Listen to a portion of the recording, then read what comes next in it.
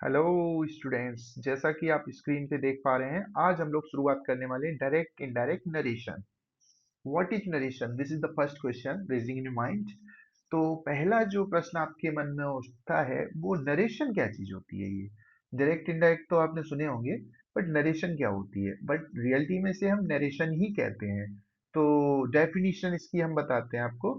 Narration is the act of telling a story और conveying information.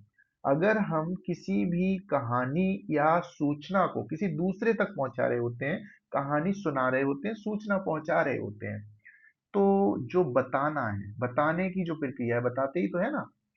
तो जो हम सूचना बताकर ही पहुंचाते हैं, तो उस बताने की प्रक्रिया को हम नरेशन कहा करते हैं। Understood very well. Direct narration और इनडायरेक्ट नरेशन, दो तरीके से हम उस कहानी को दूसरे तक, उस सूचना को दूसरे तक पहुंचाते हैं। पहला जो माध्यम हुआ करता है, quotes the exact words of the speaker. उस फर्स्ट जो डायरेक्ट नरेशन होता है, सीधे सीधे हम बोला करते हैं, उसमें जो वक्ता द्वारा कहे गए शब्द हैं, बिल्कुल वही शब्द चुनकर हम बोलते हैं, तो हमें वो कहलाता है डायरेक्ट नरेशन। और अगर हम अपने शब्दों का प्रयोग करके बात उसके द्वारा कही गई कह दें, बात तो नहीं बदलें, है ना, बात जो भी कही गई है वही बात बोलें, बट शब्द जो है और जो सेंटेंसेस हैं उनको हम अपने हिसाब से चूज कर लें, that is called the indirect narration. उसको हम इनडायरेक्ट नरेशन के नाम से जानते हैं। जैसा कि आप देख पा रहे हैं, reports the words of the speaker without coating them exactly. हम उसके द्वारा कहे गए शब्दों का बिल्कुल वैसे ही प्रयोग ना करके, थोड़ा सा अगर बदल के उसमें हेर फेर करके आप कह देते हैं, उसके जो भी मैसेज होगा, जो भी उसका अर्थ होगा, उसमें कोई परिवर्तन नहीं होगा, बट शब्दों में परिवर्तन आ जाता है। तो इस चीज को हम इनडायरेक्ट नरेशन के नाम से जानते हैं। कुछ डायरेक्ट के एग्जाम्पल आपके सामने यहाँ पर हम प्रेजेंट कर रहे हैं, so that you can understand it very well. She says they have done their homework. तो ये जो है she says, comma invert comma begin होता है कॉमा, ये देखिए आप किस तरीके से लगता है, इन्वर्ट कॉमा किस तरीके से लगता है, they have done their homework. तो ये जो है आपका डायरेक्ट का एक एग्जाम्पल है। और इसमें एक चीज और भी साथ में समझ लीजिएगा, कि ये जो इन्वर्टेड कॉमा है, ये वाला, यहाँ पर आप देख पा रहे हो, this is your inverted comma. इसके बाहर जो कुछ भी लिखा होता है उसे हम रिपोर्टिंग वर्ब कहते हैं। ये वाला जो है आपका रिपोर्टिंग वर्ब है। तो जो इन्वर्ट कॉमा के बाहर होता है उसको हम रिपोर्टिंग वर्ब के नाम से जानते हैं, और जो इन्वर्ट कॉमा के अंदर होता है उसे हम रिपोर्टेड स्पीच के नाम से जानते हैं। This is your reported speech. तो ये यहाँ से लेकर यहाँ तक इन्वर्ट कॉमा में बंद है, यहाँ से इन्वर्ट कॉमा स्टार्ट होता है और यहाँ पर क्लोज होता है। तो इसको हम रिपोर्टेड स्पीच के नाम से जानते हैं। इसको समझना बहुत जरूरी है। I am going to the store. अब यहाँ थोड़ा सा कंफ्यूजन क्रिएट हो सकता है, बट बात वही कहूंगा दोबारा से, जो इन्वर्ट कॉमा के अंदर है, यहाँ इन्वर्ट कॉमा और यहाँ, ठीक है ना, यहाँ से लेकर यहाँ तक इन्वर्ट कॉमा में है ये, इतना। तो इसको हम फिर से क्या कहेंगे, रिपोर्टेड स्पीच, क्योंकि मैंने यहाँ पे भी बताया कि जो इन्वर्ट कॉमा के अंदर होता है उसको हम रिपोर्टेड स्पीच कहते हैं, और जो इन्वर्ट कॉमा के बाहर होता है वो रिपोर्टिंग वर्ब होता है। तो कंफ्यूज नहीं होना है, इधर रिपोर्टिंग वर्ब पहले आ गया, इधर रिपोर्टिंग वर्ब बाद में आ गया, इधर रिपोर्टेड स्पीच बाद में आया और इधर पहले आ गया। तो शायद आप अच्छे से समझ पाए होंगे, और फर्दर समझाते हैं हम आपको, so that you can clear your doubts very well.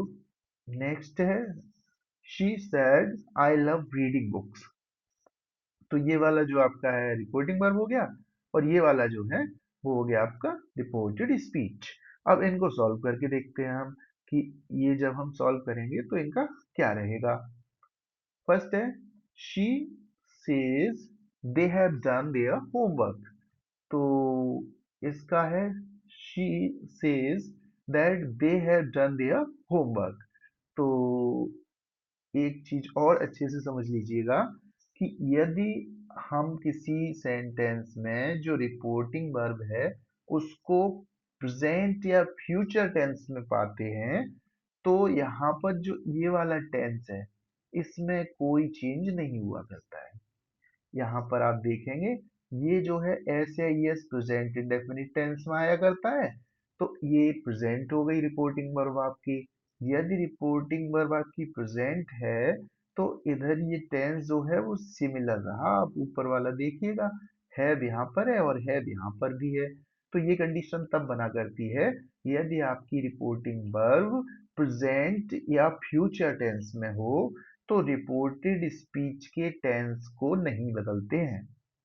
Next ये वाला आप सेंटेंस देख पा रहे हो, I am going to the store said John. तो John said he was going to the store. अब यहाँ पर आप देखे कि आई एम है ना, ये जो है प्रेजेंट कॉन्टिन्यूस टेंस है, और यहाँ आपने देखा ये पास्ट कॉन्टिन्यूस टेंस हो गया। तो नेक्स्ट रूल ये है कि यदि रिपोर्टिंग वर्ब, जैसे कि यहाँ पर है ये रिपोर्टिंग वर्ब है हमारा, तो यदि रिपोर्टिंग वर्ब पास्ट टेंस में हो तो इधर जो भी टेंस होगा वो अपने के पास्ट में बदल जाएगा, है ना। तो ये प्रेजेंट कॉन्टिन्यूअस है, तो ये अपना क्या है, कॉन्टिन्यूअस के कॉन्टिन्यूअस में ही पास्ट कॉन्टिन्यूअस हो जाएगा। तो ये प्रेजेंट कॉन्टिन्यूअस किस में बदल गया, पास्ट कॉन्टिन्यूअस में। और सेंटेंस हो गया John said he was going to the store. Next sentence जो आपके सामने है, she said I love reading books. तो ये वाला जो सेंटेंस आप यहाँ पर देख पा रहे हैं, शी सैड शी लव्ड, है ना। तो यहाँ जो है पर्सन का भी चेंज होता है। तो ये जो पर्सन है आपका शी, तो सब्जेक्ट है उसी के अकॉर्डिंग क्या होगा, ये आई बदल जाएगा। जो आई है वो फर्स्ट पर्सन है और फर्स्ट पर्सन सब्जेक्ट के अनुसार बदला करता है, और सब्जेक्ट जो है शी है, तो आई की जगह पर भी क्या आ जाएगा, यहाँ पे शी आ जाएगा। तो she said she loved reading books, ये जो है करेक्ट सेंटेंस बन जाएगा। और यहाँ पर आप देख पा रहे हैं she said she loved reading books. तो शी लव, यहाँ पर ये वाला जो वर्ड है वो क्या है, प्रेजेंट इंडेफिनिट टेंस दिखा रहा है, और यहाँ पर ये जो है वो पास्ट इंडेफिनिट में हो गया। तो इसका मतलब हम समझे प्रेजेंट इंडेफिनिट किस में बदल जाया करता है, पास्ट इंडेफिनिट में बदल जाया करता है। टेंस में कब परिवर्तन होता है, तो देखिएगा रिपोर्टिंग वर्ब यदि प्रेजेंट या फ्यूचर टेंस में हो तो रिपोर्टेड स्पीच का केवल टेंस नहीं बदलता, अन्य बदलाव तो होते हैं, है ना। तो अगर, और सेकंड रूल जो है वो इसी के अकॉर्डिंग है, यदि रिपोर्टिंग वर्ब पास्ट टेंस में हो, है ना, इसकी जगह पे हम क्या रख दें, पास्ट टेंस, तो फिर जो रिपोर्टेड स्पीच का टेंस होता है वो भी पास्ट में ही बदल जाया करता है। फर्दर कुछ चेंजेस हैं, how to change reporting verbs. Reporting verbs को चेंज करने के लिए कुछ रूल्स, इनको आप अच्छी तरीके से समझेंगे। से को से में बदल देते हैं, सेज को सेज में बदल देते हैं, से टू को टेल में और सेज टू को टेल्स में, सैड को सैड रखते हैं और सैड टू को टोल्ड में बदल दिया करते हैं। इसी तरीके से हम पर्सन्स को चेंज किया करते हैं। पर्सन्स जो है देखेंगे कैसे, पर्सन हमारे तीन प्रकार के होते हैं, फर्स्ट पर्सन, सेकंड पर्सन और थर्ड पर्सन। फर्स्ट पर्सन में केवल आते हैं ये दो, आई और वी, है ना, आई और वी। आई का जो ऑब्जेक्टिव केस हुआ करता है वो होता है मी, और पजेसिव एडजेक्टिव होता है माय, और पजेसिव प्रोनाउन जो होता है ना, वो होता है माइन। बी का us, possessive adjective our, possessive pronoun ours, second person you, है ना, यू ऑब्जेक्टिव के सेम रहा करता है, योर पजेसिव एडजेक्टिव होता है, और योर्स पजेसिव प्रोनाउन हुआ करता है। तो यू मीन्स तुम, और तुम्हारा योर मीन्स, योर्स मीन्स भी तुम्हारा, है ना। तो ये शायद आप इसके अर्थ तो बहुत अच्छे से जानते होंगे। नेक्स्ट है आपका third person, he she it they. ये जो होते हैं वो आपके थर्ड पर्सन हुआ करते हैं, और ही का ऑब्जेक्टिव केस हिम। अब अगर आप इसको बदलना चाहते हैं ना, पर्सन चेंज जो हुआ करते हैं, तो आप जानते होंगे इसका एक रूल हुआ करता है, और वो जो रूल होता है वो होता है सन बाई 1 2 3, है ना। क्या रूल होता है, सन बाई 1 2 3। यदि आप इस रूल को सही तरीके से अप्लाई कर लिया करते हैं तो आप जो है पर्सन चेंज में कोई कॉम्प्लिकेशन फील नहीं करेंगे और आपका ये बिल्कुल सही जाएगा। तो किस तरीके से चेंज करते हैं इसको हम सही समझ लेते हैं। यहाँ पर जो फर्स्ट पर्सन है वो सब्जेक्ट के अनुसार, सेकंड पर्सन है ऑब्जेक्ट के अनुसार, थर्ड पर्सन नो चेंज। तो कहने का मतलब ये है कि ये वाले जो हैं अगर आपके रिपोर्टेड स्पीच में पाए जाते हैं तो ये नहीं बदलेंगे। ये जो ऊपर के थ्री हैं इनमें परिवर्तन होगा। अब इनमें परिवर्तन किस तरीके से होगा? सब्जेक्ट में अगर आपको क्या मिल जाए, किसके रिपोर्टेड स्पीच के अंदर की बात कर रहे हैं हम। रिपोर्टेड स्पीच कौन सी होती है? जो इनवर्ट कॉमा के अंदर लिखी रहती है। तो यदि रिपोर्टेड स्पीच के अंदर आपको इन तीन में से कोई भी मिल जाएगा और वो किसकी जगह पे मिलेगा? सब्जेक्ट की जगह पर, है ना। इन तीनों में से यदि सब्जेक्ट की जगह पर मिलेगा तो फिर क्या होना चाहिए वहां पर? इसके अकॉर्डिंग आ जाएगा। ऑब्जेक्ट की जगह पे मिलेगा तो आपको क्या है, जो भी सब्जेक्ट होगा उसके अकॉर्डिंग यहाँ पर चेंज होगा इनमें। अगर पजेसिव केस की जगह पे होगा तो इनके अकॉर्डिंग चेंज होगा। कहने का मतलब ये है, अगर कहीं माई लिखा मिल गया और सब्जेक्ट है उसका ही, है ना, तो माई को इसी कॉलम में से चेंज करेंगे, ये वाला जो है ना, इसमें से। आप ऐसा नहीं है कि इसमें से उठा के रख लें, सेंटेंस में समझेंगे बहुत अच्छे से समझ में आएगा। तो इतना ध्यान रखिए, सन बाई 1 2 3 फर्स्ट पर्सन सब्जेक्ट के अनुसार, सेकंड पर्सन ऑब्जेक्ट के अनुसार, थर्ड पर्सन नो चेंज। इस पूरी की पूरी टेबल को आपको अच्छे से याद करना है। अगर याद रहेगा तो आसानी रहेगी। फर्दर देखते हैं। Mohan says I shall go there. तो Mohan says that he will go there. अब यहाँ पर देखें आप, फर्स्ट ऑफ ऑल ये वाला जो आपका है वो हो गया रिपोर्टिंग वर्ब। और रिपोर्टिंग वर्ब जब हमारा प्रेजेंट टेंस में हुआ करता है तो हम रिपोर्टेड स्पीच के टेंस में कोई चेंज नहीं करते हैं। अब यहाँ आपका लिखा हुआ है Mohan says I shall go there. तो ये जो मोहन है किसी का भी नाम हुआ करता है उसे हम थर्ड पर्सन मानते हैं। तो ये जो थर्ड पर्सन है यहाँ पर, मोहन बॉय है, लड़का है ना, या मैन है। और लड़का मैन के लिए हम यूज करते हैं ही। तो ये जो है आपका फर्स्ट पर्सन है। फर्स्ट पर्सन उसी रूल के अकॉर्डिंग अगर हम देखें तो सन बाई 1 2 3, तो फर्स्ट पर्सन सब्जेक्ट, है ना। तो सब्जेक्ट जो है वो मोहन है, इसीलिए यहाँ पर क्या आ गया? ही आ गया। मोहन के लिए ही का यूज होगा। तो Mohan says that he will. अब यहाँ आई और वी के साथ शैल का यूज होता है इसलिए शैल लगा है, और ही के साथ विल का यूज होता है तो यहाँ पर विल। इसमें चेंज कुछ नहीं हुआ है, बट जिस सब्जेक्ट के साथ जो भी वर्ड यूज होता है वही लगाया गया है। आई और वी के साथ शैल लगता है और ही के साथ विल लगता है, इसका मतलब टेंस नहीं बदला है। Mohan says that he will go there, है ना, ही विल गो देयर। इस तरीके से ये सेंटेंस चेंज हो गया। नेक्स्ट यहाँ पर देखेंगे, he will say to me I am your never. तो ये जो है पूरा का पूरा रिपोर्टिंग वर्ब, और ये वाला जो है आपका रिपोर्टेड स्पीच। अब आप यहाँ पर देख पा रहे हो रिपोर्टिंग वर्ब जो है आपका फ्यूचर टेंस में है।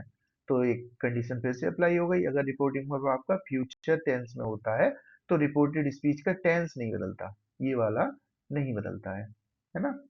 तो यदि हम इसे कहें कि ही विल से टू मी, तो से टू जो है वो हमने अभी आपको बता रखा है, से टू आपका टेल में बदल जाया करता है। तो he will tell me, inverted comma हटाकर हमने दैट लगाया, आई की जगह ही की जगह हिसाब से, जो फर्स्ट पर्सन है सब्जेक्ट के अनुसार, सब्जेक्ट है ही, तो यहाँ पर भी आपने देखा ये ही आ गया, है ना।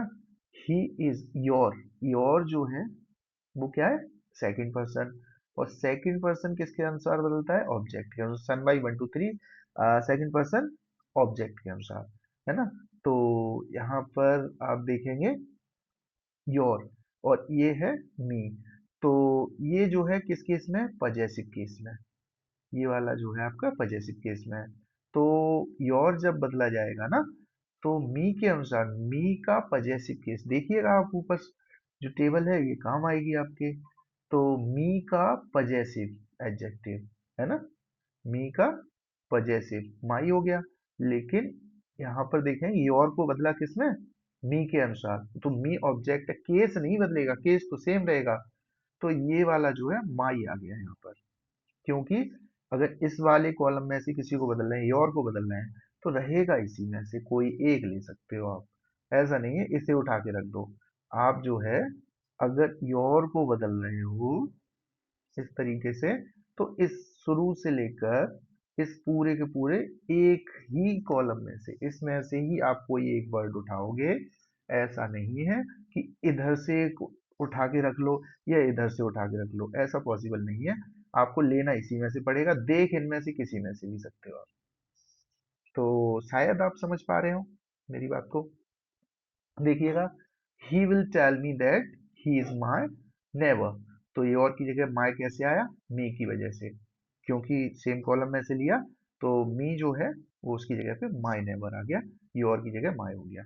आगे देखेंगे, he said to me I write a letter, तो सेड टू को हम बदलते हैं टोल्ड में, जैसा कि हम ऊपर देख चुके हैं, है ना। अब यहाँ पर सेड जो है वो हमें बता रहा है कि ये पास्ट टेंस है, और यदि पास्ट टेंस है तो हमें क्या करना पड़ेगा, रिपोर्टेड स्पीच का टेंस भी पास्ट में ही करना पड़ेगा। तो कर लेते हैं इसको भी। कैसे हुआ देखो, सेट टू को टोल्ड में बदल दिया, है ना, इनवर्टेड कॉमा हटा के डेड लगा लिया, और आई जो है वो फर्स्ट पर्सन है, first person according to the subject, है ना, सब्जेक्ट के अनुसार चेंज कर लिया, तो ही यहाँ पर है तो ही यहाँ पर भी आ गया, ये देख पा रहे हैं आप। राइट, प्रेजेंट इंडेफिनिट टेंस है, प्रेजेंट इंडेफिनिट को पास्ट इंडेफिनिट में बदल देते हैं, तो राइट की सेकंड फॉर्म रोट लग जाएगी, रोट अ लेटर, और इस तरीके से ये सेंटेंस जो है कंप्लीट हो जाएगा आपका। फर्दर देखते हैं, change of other parts of speech, कुछ अन्य भी बदलाव हुआ करते हैं, और वो कैसे होते हैं वो आप यहाँ पे देखोगे। दिस का दैट हो जाया करता है, ये याद करने वाली चीज है, आपको याद करनी होगी। दीज का दोज हो जाता है, हियर का देयर हो जाता है, नाउ का देन, और दस का सो हो जाया करता है। इसी प्रकार हैंस का देंस हो जाता है, टुडे का दैट डे हो जाता है, टुनाइट का दैट नाइट, दिस डे का दैट डे, दिस नाइट का दैट नाइट, टुमारो का द नेक्स्ट डे या द फॉलोइंग डे, इस तरीके से बदल जाया करता है।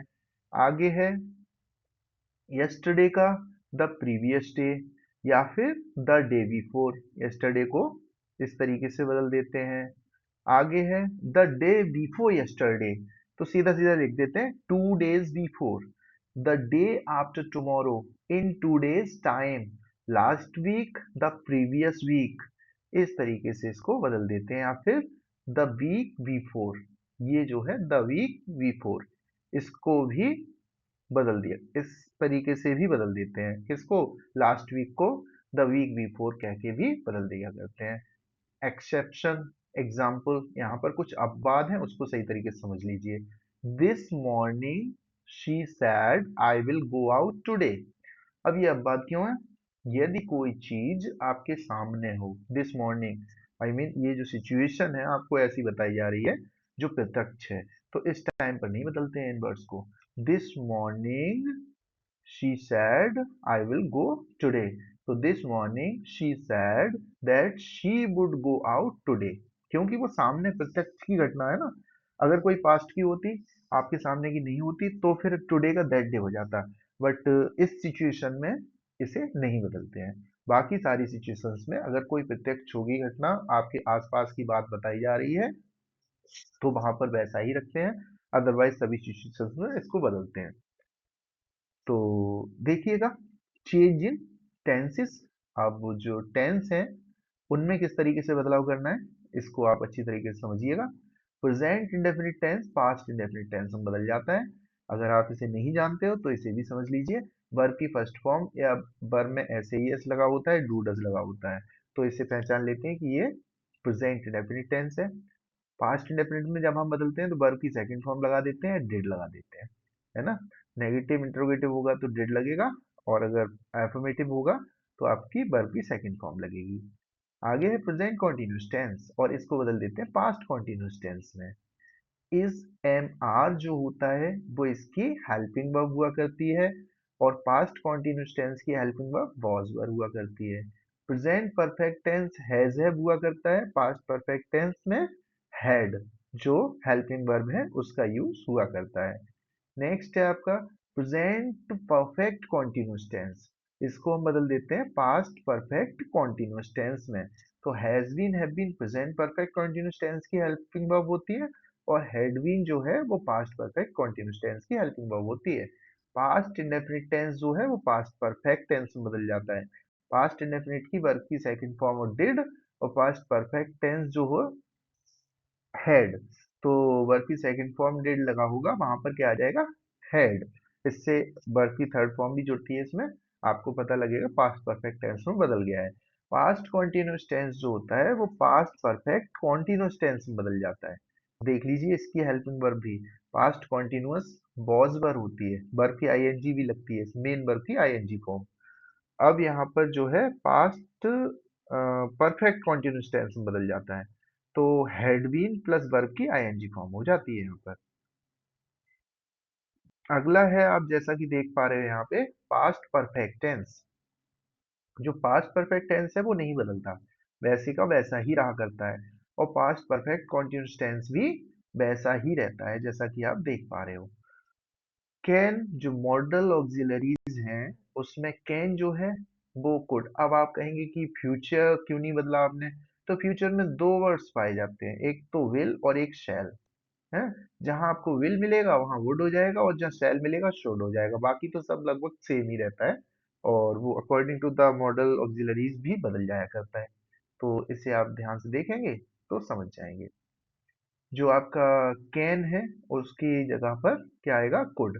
और ये कंडीशन कब अप्लाई होगी, तब जब रिपोर्टिंग वर्ब आपकी पास्ट टेंस में हो। रिपोर्टिंग वर्ब मतलब इनवर्ट कोमा से बाहर वाली, तो पास्ट टेंस में होगी तो ये इस तरीके से बदल जाएंगे। अगर रिपोर्टेड स्पीच के अंदर कैन लिखा मिलेगा आपको तो वहां क्या हो जाएगा, कुड। विल लिखा मिलेगा तो उसकी जगह पे आएगा वुड, और अकॉर्डिंग टू द सब्जेक्ट है, सब्जेक्ट के अनुसार भी आएगा। आई बी के साथ यहाँ पर क्या आना चाहिए आपको, शुड, और अन्य सभी के साथ क्या आना चाहिए, वुड। तो वो सिचुएशंस को आप ध्यान में रखेंगे। विल का आपका वुड हो जाता है, शैल का आपका शुड हो जाता है, मे का आपका माइट हो जाता है, मस्ट और जो हैड टू है उसमें बदल जाया करता है। कैसे बदलता है ये आप नेक्स्ट पार्ट में देखेंगे जो एडवांस होगा आपका। Thank you very much. अगर आपको वीडियो अच्छा लगा तो like share and subscribe, this is your duty. अगर आपने सब्सक्राइब नहीं किया तो जल्दी करिए।